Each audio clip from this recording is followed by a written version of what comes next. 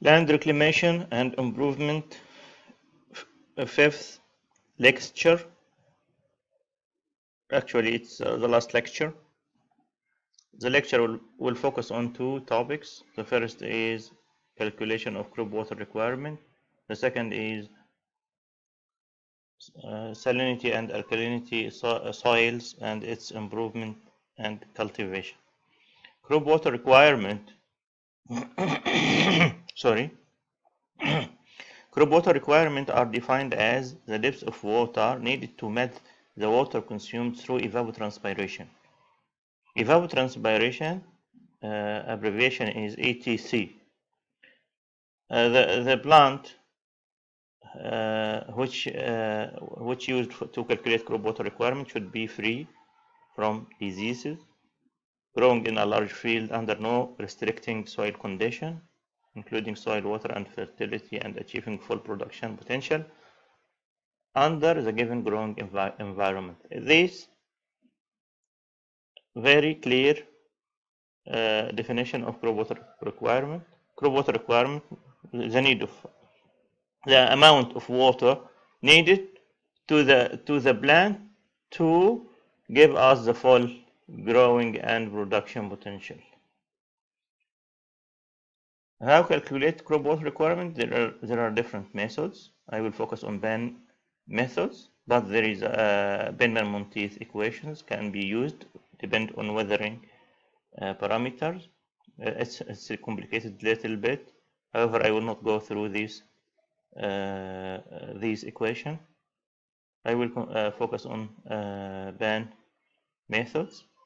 Also, there is sensors can be used for calculating crop water requirement, and it's easy, but I will not go through it. The sensor is now still expensive for farmers. However, Ban method is cheap and can be used easily on the field. This photo for sensors, decagon sensors can give you the soil water content, and then you can easily calculate the crop water requirement from the crop water from the water content measured by sensors. There are different sensors can be used for these purposes. This is a ban which used for a crop water requirement. It's a ban like this, has a diameter and a height 25. The water level should reach approximately 20 centimeter. 20 centimeter should be full by water, and only 5 centimeter be empty. Here is the measuring device, ruler or or any type of measuring device to measure the water lost by water loss by evaporation. So here the ban is used to determine the evaporation, not evapotranspiration. So you have to multiply this amount of water lost by a factor related to crop factors and K-ban factors to correct the reading to reach ETC. So as you see, the ban is covered by net to protect the ban from any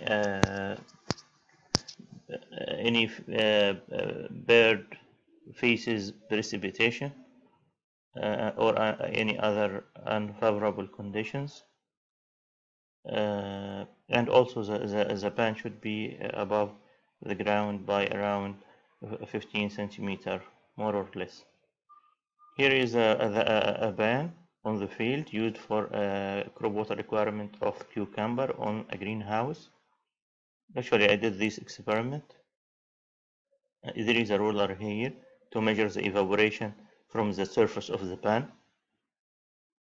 and then when you measure, if you want to measure the water loss every day, so then you have to go every day and measure the depth and calculate the water requirement.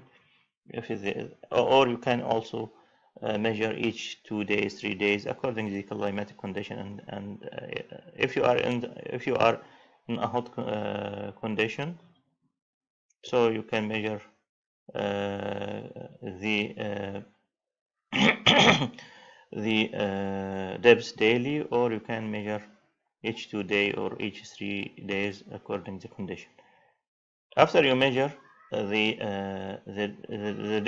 depth of water on millimeter, 1 centimeter equal 10 millimeter, isn't it? So this called ET node. So if you measure ET node and you have a cucumber, for example, you have to multiply the ET node, which measured from the ban, in K ban, a ban coefficient ranging between 0.7 to 0.88 according to the type of the ban, and Kc is a crop coefficient depending the type of the crop. FAO summarized Kc and K-ban for Kc for all crops, and K-ban you can also find on the FAO. Kc is the crop coefficient ranging between 0.57 to 0.26 depending on the cross stage of the plant. So maybe the plant need the less water during germination, and for example need more water on the last stage, and whatever. All Kc you can find Kc on FAO tables, and you can use it for calculating ATC, evapotranspiration. So the first step to calculate the crop water, the water need for the plant, or the crop water requirement.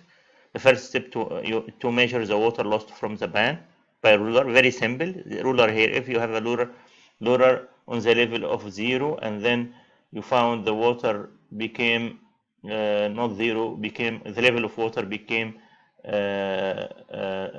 half centimeter, then half centimeter mean 5 millimeter, and then ET node is then should be 5 millimeter.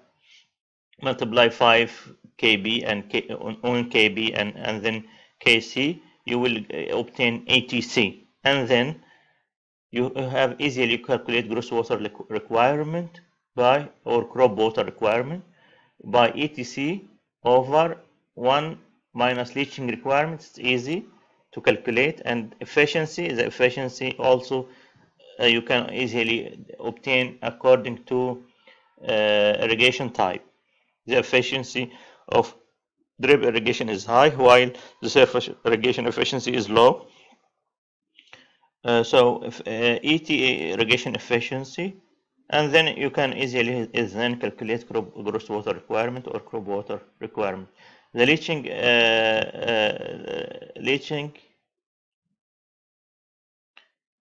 requirement equal ECW. It means salinity of irrigation water, decisimeters per meter, over the max ECE is max ECE is the electrical conductivity of the saturated soil extract that will reduce the crop yield to 0. So if you have a tolerant crops, for example, if you have cucumber, the maximum ECE is 13 decisimeters per meter. If you have 13, then the productivity will equal to 0. So if you have a fresh water, for example, if you are now planting cucumber and using water with ECW2, while you go to FAO tables and found that the maximum EC for this crop is 13, then 2 over 2, then 1 over 13 is the leaching requirement. It could be, for example, let me calculate 1 over 13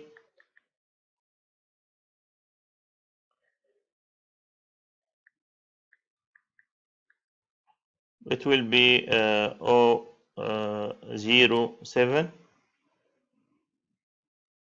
This then 1 minus this will equal to 1 minus leaching requirement equal to 0.92, and if you have efficiency 0.9, then you easily calculate crop water requirement on millimeter per day or week or whatever you want. So here is a problem here, a question. You can solve it, an example for the how to use previous equations. It's important, this equation. The question is calculate the gross water requirement in millimeter per day of a cucumber crop planted in greenhouse using drip irrigation system. If you know that the depth of water lost from the ban evaporation is 15 millimeter per 2 days, then if you want, here he want millimeter per day, we have 15 over 2 days, then divide 15 over 2 to obtain the evapotranspiration for 1 day. It will be 7.5 millimeter per day. It's called ET naught, and K ban is 0.75. Then we have a crop coefficient, and Kc crop coefficient is 0.85. The leaching requirement is 0.2. As the irrigation efficiency is 0. So all parameters are here. So it's easily now to calculate crop water requirement in millimeter per day. ET naught equal ETC equal ET naught multiply K multiply KB multiply KB multiply KC. You will obtain here millimeter per day.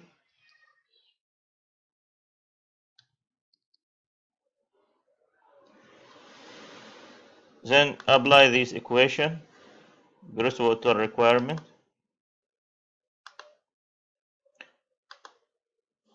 will equal gross water requirement equal ETC over this 1 minus leaching requirement, this 9.1, 1 minus this leaching requirement, and multiply on this. This is the efficiency is 95. This will equal to 11.97 millimeter per day. Then your water requirement is 11.97 millimeter per day. I think it's easy to apply and easy also to use on the field, and depend on it for calculating crop water requirement. I will go now through the second topic, which is the chemistry of saline and sodic soil. We discussed together the sandy and calcareous soil. Now I'm talking about saline and sodic soil. Most soil, may sandy or calcareous or clay soil or organic soil, may convert it to be saline. However, rarely found sodic soil in calcareous and sandy soil, because there is no dispersion on sandy soil and you have a plenty of calcium on calcareous soil. So sodic soil usually found on clay soil. So salt affected soil also may be salt affected. The removal of salinity on sandy soil is more easier than other soils, but these problems generally found on in clay soil in case of using saline water for irrigation, saline and sodic soil for irrigation. The main problem of humic soil is not salinity. However, it's a low pH, and usually an organic soil need addition of lime. So in humid area, the problem is not salinity.